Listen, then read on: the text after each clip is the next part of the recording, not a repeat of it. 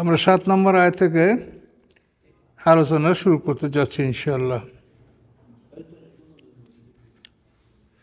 আউযু বিল্লাহি মিনাশ শাইতানির রাজিম। বিসমিল্লাহির রহমানির রহিম। কাইফা ইয়াকুনু লিল মুশরিকিনা আহদুন ইনদাল্লাহি ওয়া ইনদা রাসূলিহি ইল্লাল্লাযীনা আহাদতুম ইনদাল মাসজিদিল হারাম ফামাসতাকামু লাকুম ফাস্তাকিমু লাহুম ইন্নাল্লাহা ইউহিব্বুল মুত্তাকিন। আল্লাহ বলেন, কাইফা কিরূপে, কিভাবে, ইয়াকুনু হতে পারে, লিল মুশরিকিনা মুশরিকদের জন্য, আহাদুন প্রতিশ্রুতি,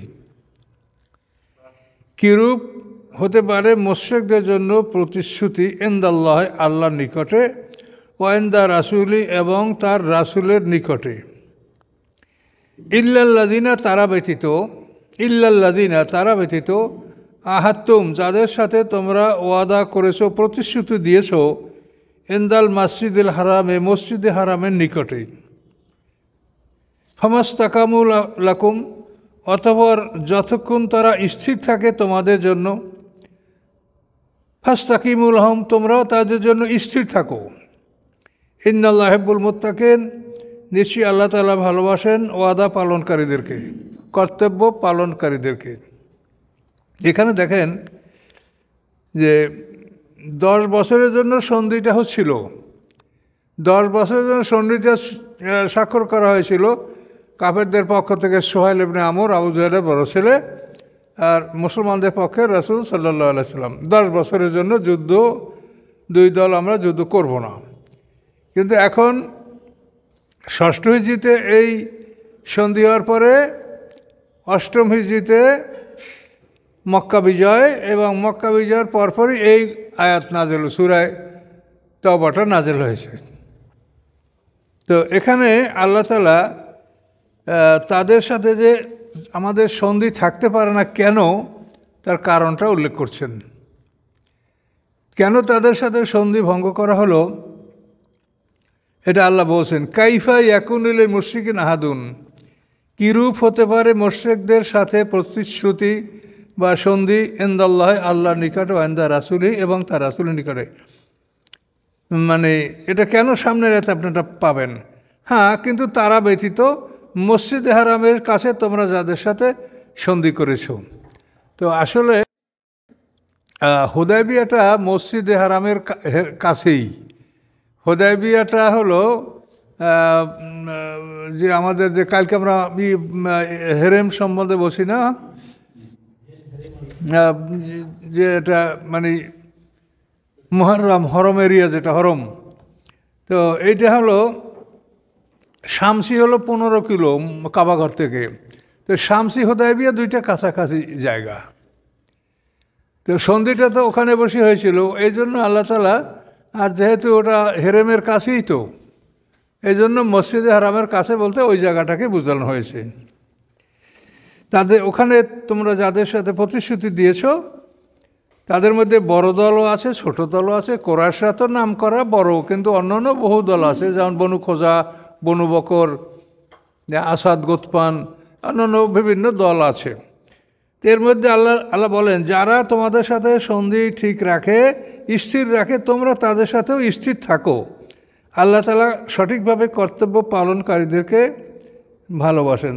এখন সন্ধিটা কেন থাকতে পারে না তাদের সাথে, এর কারণটা এই নিচের আয়াতে দেখেন। আল্লাহ বলেন, কাইফা কিরূপ, কিভাবে হতে পারে, ওয়াইয়াজহারু আলাইকুম যদি তারা জয়যুক্ত হতে পারে তোমাদের উপরে, লায়ার কবুনা তারা বিবেচনা করবে না, ফিকুম তোমাদের বিষয়, ইল্লাম ওয়ালা জিম্মা কোনো আত্মীয়তার এবং না কোনো প্রতিশ্রুতির। তারা যদি তোমাদের উপরে জয়যুক্ত হতে পারে, তাই তোমরা আত্মীয়, তোমাদের সাথে কি প্রতিশ্রুতি, কিচ্ছু রক্ষা করবে না, তোমাদেরকে একেবারে শেষ করে দেবে। এ হলো তাদের স্বভাব। কাজেই তাদের সাথে এই চুক্তি বহাল রাখা কোনো রকম সম্ভব নয়। আল্লাহ ঘোষণা করে দিলেন যে কারোর সাথে কোনো চুক্তি থাকবে না এখন থেকে 4 মাস। এই ঘোষণাটা দেওয়া হয়েছে জিলহজ মাসের আরাফাতের দিন 9 তারিখ।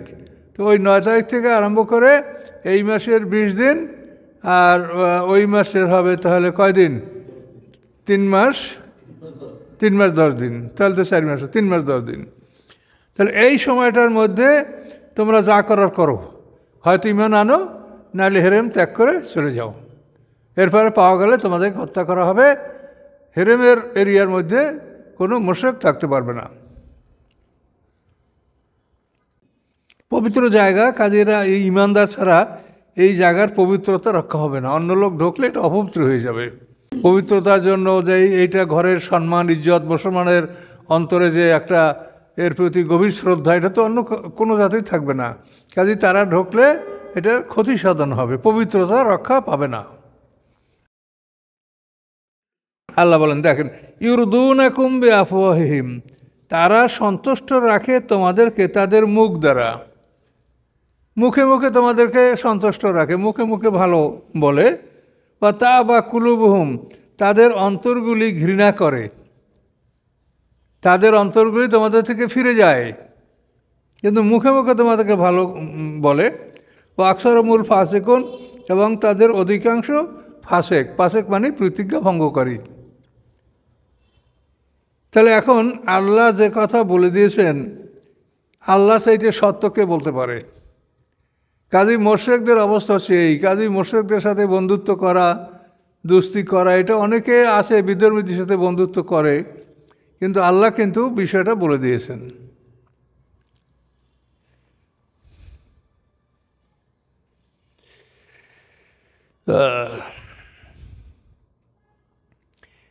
তাদের স্বভাব ইশতারাবা আয়াতিল্লাহ সামানান কালিলা, তারা বিক্রি করে আল্লাহর আয়াতগুলি নিকৃষ্ট মূল্যে।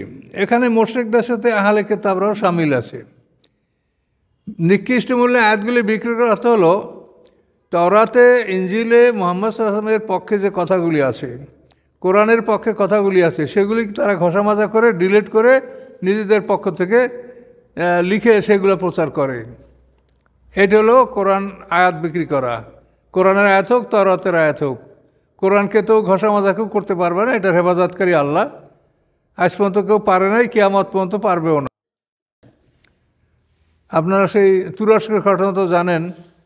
তুরস্কে যখন একটা ওই অনেক জেনারেলদের বিদায় অনুষ্ঠান, সেইখানে পৃথিবীর থেকে বড় বড় মেহমানদেরকে দাওয়াত করা হয়েছিল তুরস্কে, কয়েক বছর আগে ঘটনা।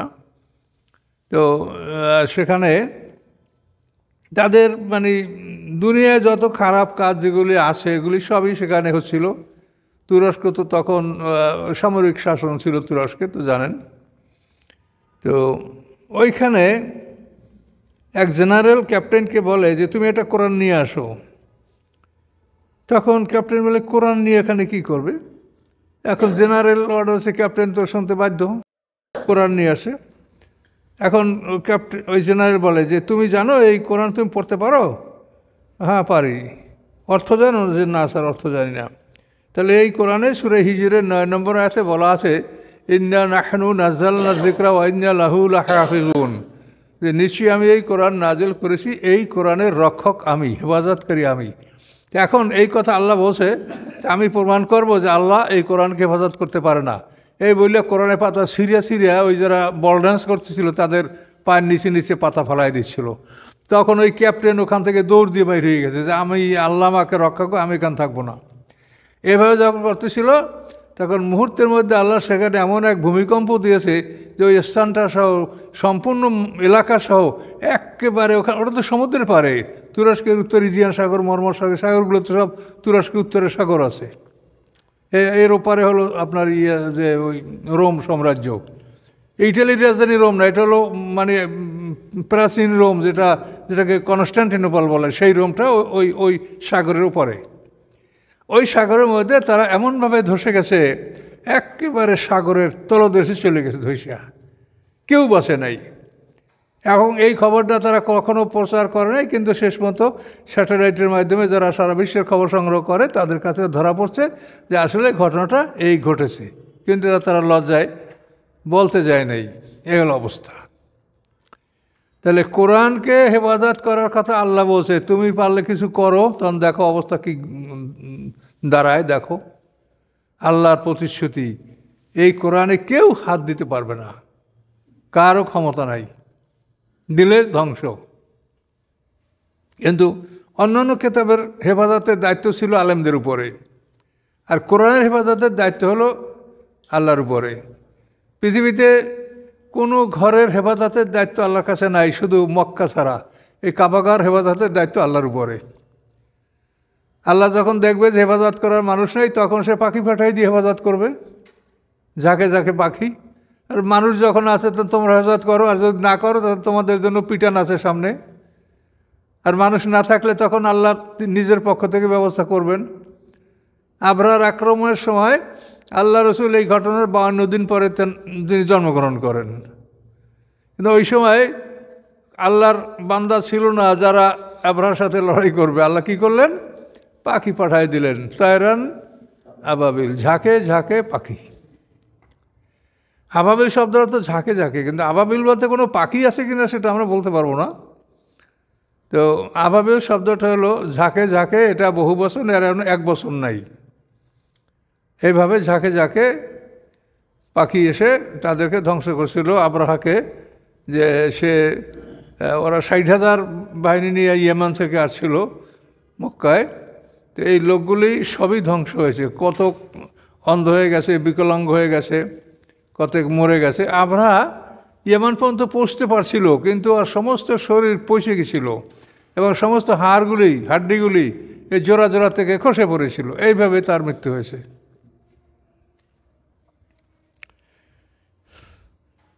তো এজন্য ইশতারাও বেআয়াতিল্লাহ সামানান কালিলা, ওরা নিকৃষ্ট মূল্যে আল্লাহর কালামগুলি ওরা বিক্রি করে। আমাদের কোরআন দিয়ে পারবে কেউ বাঁকা অর্থ করতে, কিন্তু এটাকে বিক্রি করতে পারবে না বা এটাকে নষ্ট করতে পারবে না। বাঁকা অর্থ করতে পারবে, যা অর্থ এটা না করে একটু বাঁকা অর্থ করবে, এটা করতে পারবে। যেমন অনেকে বাঁকা অর্থ করে যে আমরা হিজরত করছি, আমাদেরকে নুসরাত করেন। এখন একটা লোক মসজিদে আসছে কোনো এক এলাকার থেকে, এইটাকে হিজরত? তাহলে নুসরাত মানে সাহায্য, তাহলে আনসার মুহাজির আপনারা এইখানে পেয়ে গেছেন। এগুলো হলো কোরআনের বাঁকা অর্থ। কথা বুঝতে পারছেন? এনফিরু খিফাফা মাসে কালা, এই সূরার মধ্যে আপনারা পাবেন। আল্লাহ বলছেন তোমরা হালকা অস্ত্র অথবা ভারী অস্ত্র জানিয়া থাকো, তোমরা রুদ্ধের জন্য বের হও। আর খেফাফা সেকালা আরেকটা অর্থ আছে যে তোমরা যুবক বৃদ্ধ। খেফাফা মানে যুবক, আর সেকালা মানে বৃদ্ধ, ভারী। বয়স্ক মানুষ সবাই ভারী হয়ে থাকে। তো তোমরা অল্প বয়সী এবং ভারী সবাই যুদ্ধে বের হও। বুঝতে পারছেন? এর অর্থ ওরা করে যে তোমাদের মাল সামান যা আছে, কম আছে বেশি আছে, এই নিয়ে তোমরা বের হও। এগুলো হলো কোরআনের বাঁকা অর্থ করা, এবং এটা কুফরি পর্যায়ের গুনাহ। এটা কোরআনে বলা আছে, ইন্নাল্লাযীনা ইলহিদুনা ফি আয়াতিনা লা ইউখফাউনা আলাইনা। নিশ্চয়ই যারা আমার কোরআনের বাঁকা অর্থ করে, আল্লাহ বলেন আমার তারা অগোচরে নয়, আমি তাদেরকে দেখছি। সামনে কি আল্লাহ বলেন, আফামান ইউলকা ফিন নারি খায়রুন আম্মা ইয়াতি আমানা ইয়াউমাল কিয়ামা। আগুনে নিক্ষিপ্ত হওয়া ভালো না নিরাপদে আল্লাহর কাছে উপস্থিত হওয়া ভালো? যদি কোরআনের এই বাঁকা অর্থ করলে তাদের ভয়ঙ্কর ক্ষতি আছে। আবতা কইলে হলে ওসিলা, আল্লাহ বলছেন ওসিলা ধরো। এখন পিসাব মানে ওসিলা। আমরা ছোটোকাল থেকে এই ওয়াজি শুনে আসি, পিসাবে স্টেজ উঠে আবতা কইলে হলো আল্লাহ বলছে ওসিলা ধরো, পীর ধরো। আল্লাহ যদি বলে তাহলে মানুষের কোনো উপায় আছে না ধরিয়া? বলেন। কিন্তু এখানে আয়াতটা কি? আয়াত হলো ইয়া আইয়ুহাল্লাযীনা আমাত্তাকুল্লাহ ওয়াবতাগু ইলাইহিল ওয়াসিলাতা ওয়া জাহিদু ফি সাবিলিহি লাআল্লাকুম তুফলিহুন। এখানে এই আয়াতে আল্লাহ বলছেন ইত্তাকুল্লাহ, আল্লাহকে ভয় করো, ওয়াবতাগু ইলাইহিল ওসিলা, এবং আল্লাহর নৈকট্য লাভের জন্য ওসিলা অবলম্বন করো, ওয়া জাহিদু ফি সাবিলিহি, আল্লাহর রাস্তায় জিহাদ করো, লাআল্লাকুম তুফলিহুন, তাহলেই তোমরা জয়যুক্ত হতে পারবে। এই হলো আয়াত।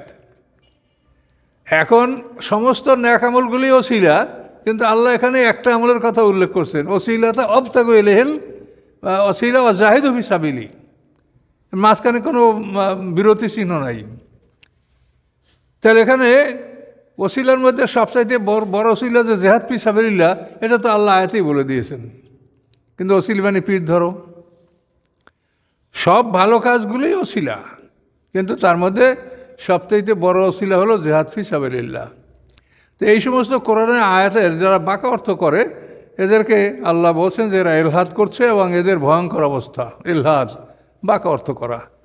ইলহাদ শব্দটা হলো, আপনারা লহদ কবর খোঁজেন না? লহদ কবর, সিন্দুক কবর যেটার উপর নিচ মানে তলদেশটা উপরের মতো সমান, এটা হলো সিন্দুক কবর। আর যে কবর নিচে গর্ত কোমর বা সিনা পর্যন্ত গভীরে গিয়া তারপরে আপনি কেবলামুখী সুলভ করে দেবেন, যে মানুষরা রাখলো কেন কাত হইয়া কেবলামুখী হয়ে যাবে, এটাকে বলে লহদ কবর। এইগুলো আরব দেশে বা যে দেশে মাটি শক্ত সেখানে এগুলো হয়। আমাদের সাধারণত এই লহদ কবর হয় না, মাটি দুর্বলতার কারণে। এই লহদ মানেই বাঁকা, এর থেকে ইলহাদ, বাঁকা অর্থ করা কোরআনের। তো এখন ওদের কথা বলছে যে ওদের স্বভাব কি, ওরা আল্লাহর আয়াতগুলিকে বিক্রি করে। ইস্তার বায়াতিল্লা সামানান কল্যাণ, দুনিয়ার নিকৃষ্ট মূল্য। এই দুনিয়ায় যার বিনিময়ে আপনি বেচবেন সেইটি নিকৃষ্ট মূল্য। আর ওদের তো বিভিন্ন সুযোগ সুবিধা নষ্ট হয়ে যাবে, ওরা সুদের কারবার করে তা বন্ধ হবে, ওরা দুর্বল মুসলমানদের থেকে অনেক ধন সম্পদ ক্ষেত খামার নিয়ে আর সেগুলি ফেরত দেয় নেই, সেগুলি ওদের নষ্ট হবে। তারপর দুর্বল শ্রেণীদের থেকে ওরা ধর্মীয় ট্যাক্স আদায় করে, খাদ্য খাদক ফলমূল পশু সম্পদ থেকে, আর এগুলো নিয়ে ওরা বসে বসে খায়। এইসব সুযোগ সুবিধা, এটা হলো সামানান কালিলা। মুসলমান হলে এটা তাদের ভাগ্যে আর জুটবে না, এটা বন্ধ হবে। কথা বলতে পারছেন? আমরাও সেই সামানান কালিলার মধ্যে আছি। আমরা পৃথিবীতে সুখ শান্তিতে আছি, ইসলাম আসলে এটা থাকবে না। ইসলাম আসলে যে আপনি একজন পীর, আপনার খাদেম হলো 8-10 জন লাগবে, আপনার খাদেম একা চলতে পারছেন না। কাজেই ইসলাম যদি সঠিক আসে, ইমাম মাহদী ঈসা আলাইহিস সালাম আসে, তখন আপনাকে হতে হবে একজন সৈনিক, আপনি একজন সাধারণ সিপাহী। আপনার ওই জন্য স্পেশাল কোনো মর্যাদা এটা থাকবে না। কাজে এই জন্য আমরাও কিন্তু কোরআনের সঠিক কথাগুলি আমরা বলছি না, আমরাও ইসলামের সঠিক প্রচার এটা আমরা করছি না। এটা করলে আমাদের বিপদ, আমরাই বিপদে পড়ব। দেখেন, আমরা আলেম ওলামা, আপনারা এগুলো ইউটিউবে শুনলে দেখতে পাবেন যে একজন একজনকে কীভাবে গালিগালাজ করে, অথচ আমাদের ইসলাম বা শরীয়তের বিধান কি? কোনো মানুষকে যদি কেউ শয়তান বা মোমেনকে কাফের ফাসেক বলে, তাহলে তার 39টা বেত্রাঘাত শরীয়তে তার বিচার।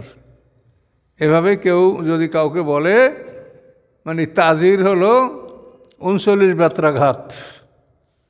তাহলে এগুলো তো আমরা আলেমরা বলি, তাহলে আমরা ইসলাম আসলে আমাদের তো পিটান পড়বে, কেন এগুলো আমরা তো বলে বেড়াচ্ছি।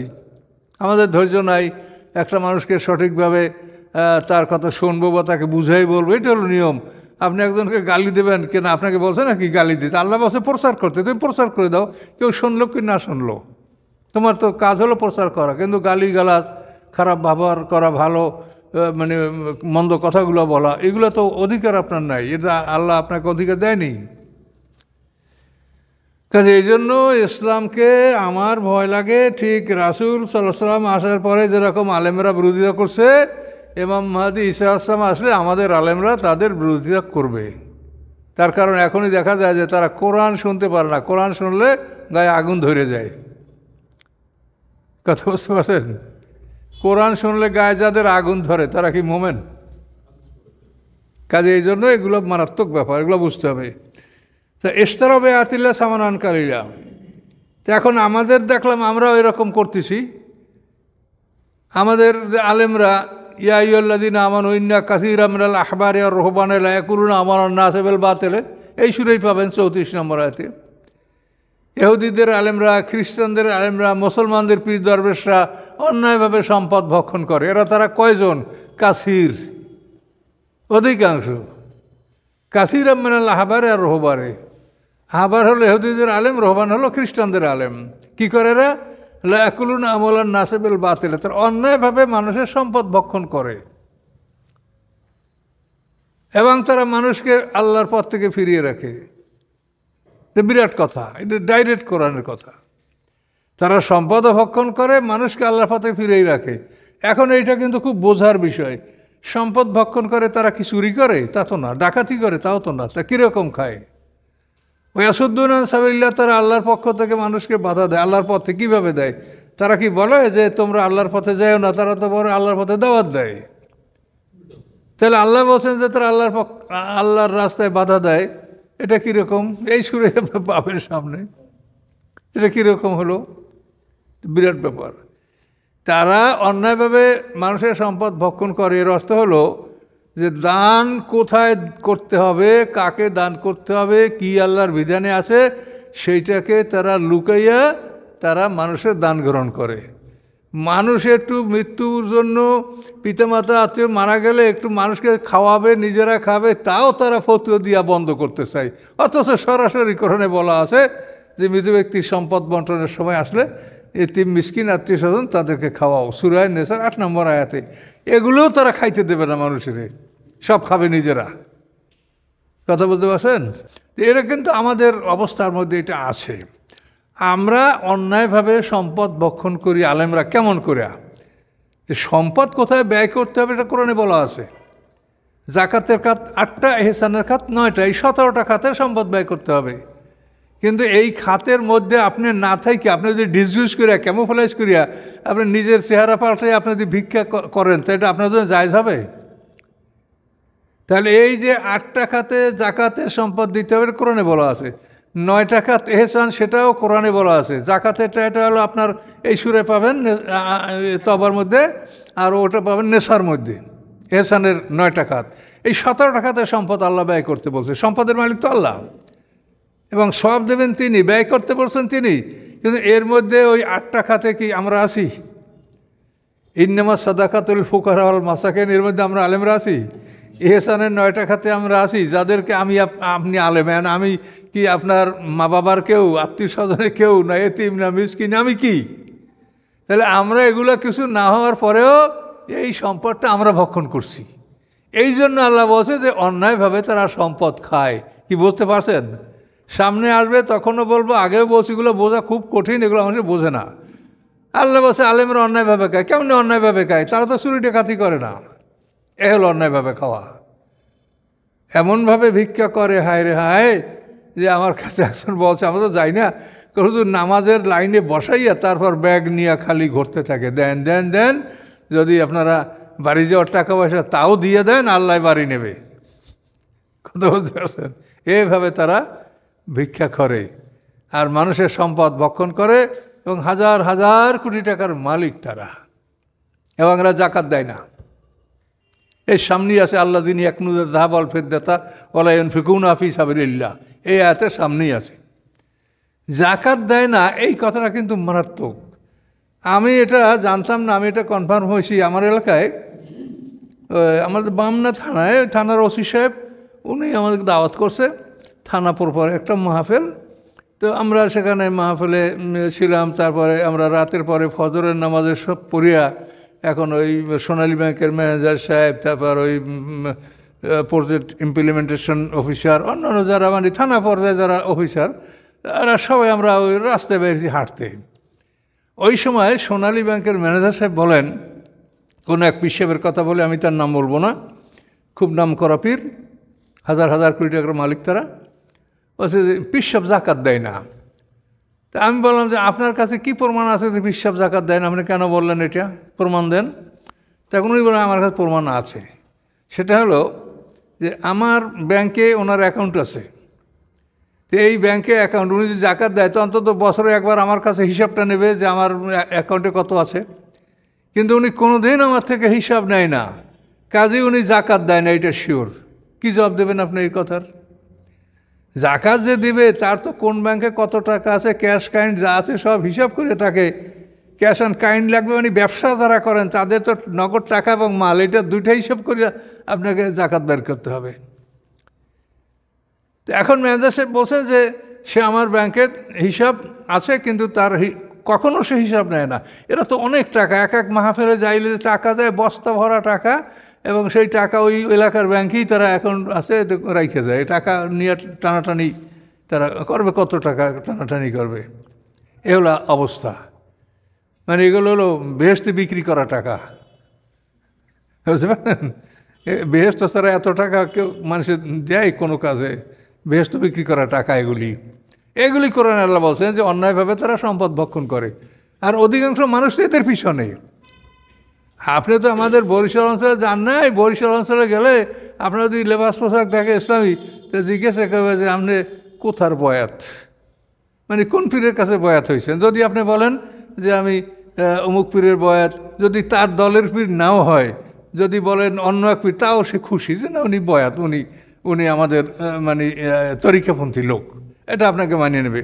আর যদি আপনি কোনো পীরের কথা নাই বলেন যে আমি কারো বয়াত না, তা আপনার মুসলমানই গণ্য করবে না।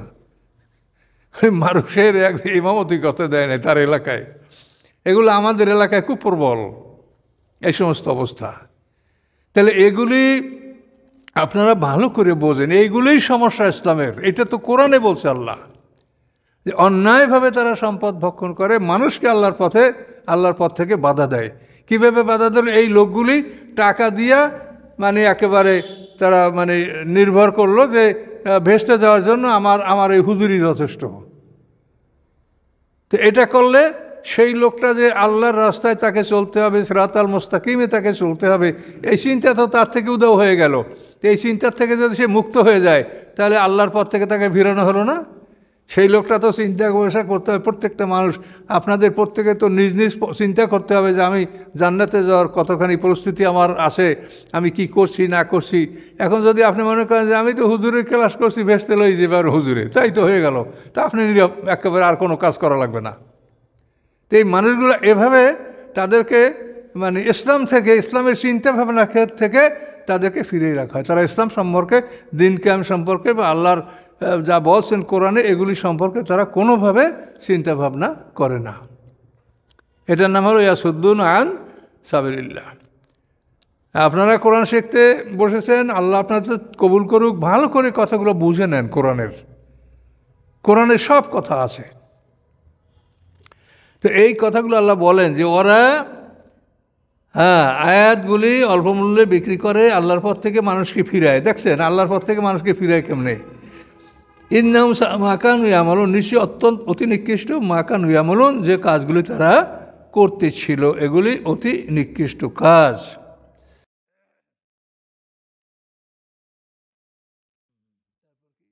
লায়ার কুবুনা ফি মুমিনিন ইল্লা আলা যিম্মা, আবার আল্লাহ একই কথা স্মরণ করে দিচ্ছেন। লায়ার কুবুনা, তারা রেয়াত করবে না, তারা বিবেচনা করবে না ফি মুমিনিন, মোমেনদের ব্যাপারে, ইল্লা আলা যিম্মা, না কোনো আত্মীয়তা, না কোনো প্রতিশ্রুতি। সুযোগ পাইলে আপনাদেরকে ঘায়েল করবে, খতম করে দেবে। উলাইকুল মুতাদুন, এবং এই লোকগুলি সীমা লঙ্ঘনকারী।